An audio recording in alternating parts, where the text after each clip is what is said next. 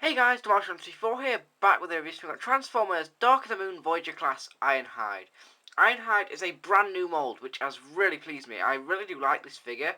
It's much better than the original mould. I don't really have it, but I've played with the original, and I do think this is better. Purely because the robot mode looks so much more accurate. But, you know, the vehicle mode is just kind of the same. Just the same old, I think it's the GMC Top Kick. I think it is. Don't hold me to it. I'm not too brilliant with cars, but overall, just a fantastic looking vehicle mode. You know, it's just the same as the originals. He's got this giant ass mech tech gun just here.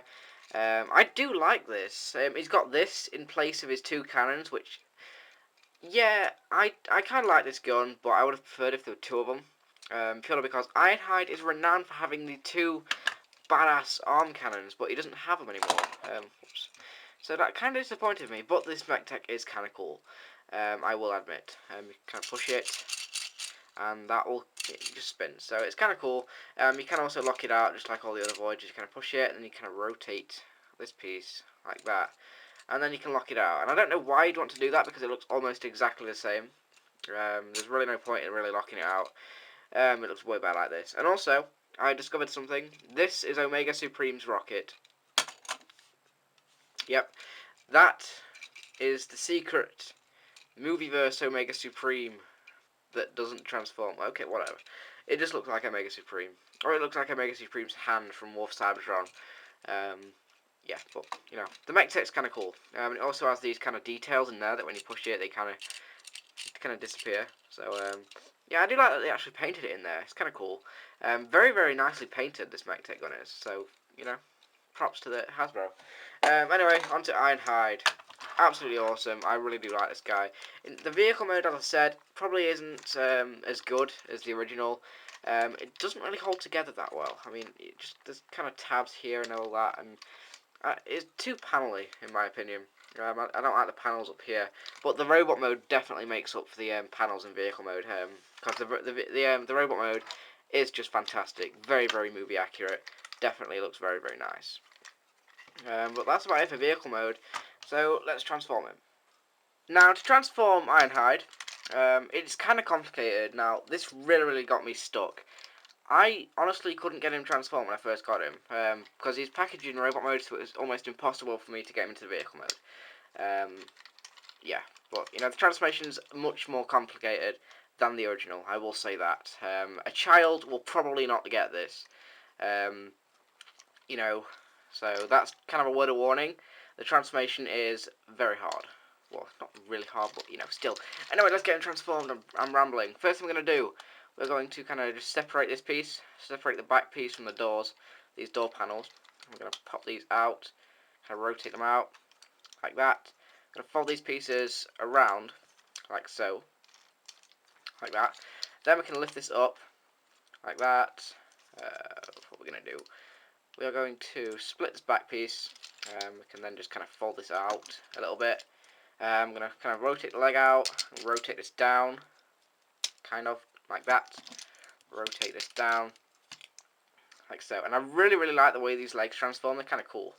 I'm going to flip up these back pieces of the truck, like that. Then we're going to kind of rotate the foot out a little bit. And this piece will rotate backwards, like that. It's kind of fiddly. Get the foot out of the way. That piece will rotate backwards. Then it will actually wrap around his leg. You kind of fold it around his leg, and that will just peg in there. I really, really like how that transforms, and it also kind of fills up some of the leg, like that. You can see the legs are much skinnier than what they used to be. So he's a little bit taller now for this figure, but you know, that's kind of a minor gripe. Anyway, same again. Kind of fold the foot out, rotate this panel back like that, and just wrap it around his leg, like that. And there are his legs. Kind of see, you know, they're kind of cool.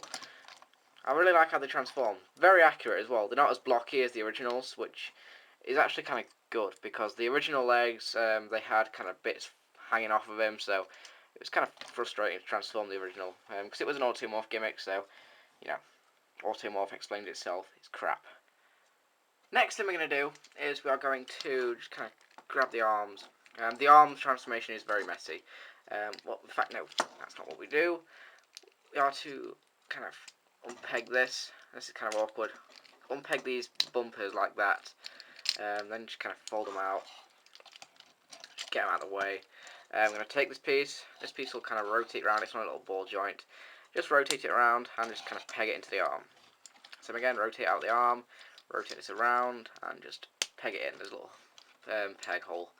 There are the arms, kind of. Now this bit's kind of weird. This was the bit that's got me stuck. I couldn't actually get this back into vehicle mode, robot mode. Sorry. It's kind of weird. It just kind of collapses in on itself. It's got a really weird joint. It collapses in on itself, and then we can wait, that piece angles out. Rotate this down like that, and then we can fold the wheels underneath. Now the wheels are kind of annoying because they almost always fall off, especially this one. This is getting kind of lucky this time, but they usually always fall off, and it doesn't really go in properly. So it's kind of annoying sometimes. Then as for the arms, we're not done transforming them yet. We're going to rotate them kind of backwards a little bit, just so that piece, that little hole there, is facing forward. Then that will allow you to kind of rotate this underneath, and it gives the arms a much better look. Everyone's been transforming him like this, and I think that looks retarded. So you can just kind of rotate them around, and whoops, there we go, and have that situated underneath. It looks much better for the arm. I think the arms look way better when they're positioned like that. Just do the same again. And you can rotate a fist the correct way around. I think the arms look much better like that. That was my major complaint about the figure, that the arms sucked, but when I found out you could rotate them around like that, I think, it looks way better like that. Anyway, finally, we're going to kind of rotate these around like that. It's really, you can position these however you want them. Like that. I kind of have them over there sticking up, or you can do whatever you want them. But anyway, there is Ironhide in robot mode. And here is Ironhide fully in his robot mode. He just looks fantastic in my opinion. Definitely a very, very nice movie accurate version of Ironhide. However, I do have a few gripes with him. My first gripe are the arms. I've got them transformed how I usually have them, but even then the arms still look a little bit gimpy. That's just the way it was designed, really. The arms are kind of weird, but Ironhide's got a weird design anyway, so nothing really too different. But the arms, I would prefer it if these were redesigned. It would look a lot better with some, bulkier arms. The arms just aren't bulky enough for Ironhide. And the fact that he doesn't have his cannons just sucks. But the mech tech can kind of make up for it, I suppose. He can hold it like a regular gun, like that, but it kind of angles off because of the way the arms are positioned and the articulation that is very hampered. But you can have it as kind of an underslung weapon. Sorry, I'm still sick, but you can kind of put it under there, have it as a little underslung cannon, which I don't really know how much I like that. But, you can just leave him with it off. Or, do whatever you want with it, really. I prefer it without the cannon, because it's just too big. It's just far too big for him. I never thought I'd say that, but Ironhide looks better without his weapon this time. But, overall, I think the figure is very, very nice. Definitely a very accurate representation of Ironhide.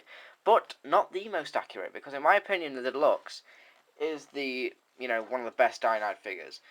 Purely because it's just so accurate to the film and to the CGI model. I really, really like the way the deluxe looks. Oh, that rhymes. The way the chest transforms with the deluxe figure, I really, really like it. I just think, it's just so much more movie accurate, and, these kind of stick up a little bit too far for me.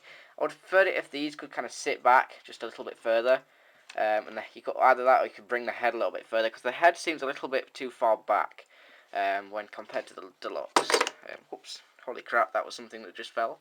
But, I think, the deluxe is probably the best accurate version of the CGI model, but if this was bigger, this would be the perfect figure. And here is just a quick close-up of some of the detail on the face, and the face has been detailed very, very nicely. I really, really like the way it looks. It's got some nice gold paint apps and the really nice blue eyes. Really make the figure pop. I really, really like it. And he's got some nice detailing around the mouth, and it's kind of his nose. So it's really kind of cool. And he's got some gold paint apps scattered around here and there. So he has been painted nicely, I do think. Now, in terms of articulation, he's got some kind of cool articulation, mainly in the legs, but the arms are very, very hampered. Basically, all the arm has got up here at his shoulder, it can go up and down that much, and that's it. You know, doesn't go forward or backwards, it just goes left and right. So that does definitely take away points for the figure. But it's got a hinge joint here, and it's also on a ball joint. And the fists are on a bit of a ball joint as well. I suppose you could rotate this. Class that as a little bit of a swivel. No waist articulation. Head is on a ball joint, but it's very loose on mine, so it kind of drops a little bit. Can bend. It can rotate at the hip. Sorry. Rotate at the thigh. Bend at the knee in two places actually. And it's got a ball joint here and a pivot. So kind of cool articulation. You can get him into a few different poses. Overall, I think this is a very, very nice representation of Ironhide. It has a few weak points, but overall it's a nice figure. I do like him. So I would definitely recommend you pick him up. Also, I'm not going to do reverse transformations anymore. I'm just kind of finding them really hard to fit in. Makes my review way too long, so I'm just going to stick to vehicle to robot. But, it's still, makes my review still very informative. Yeah, but that's about it for the review. Hope you enjoyed it, and I will be seeing you guys later.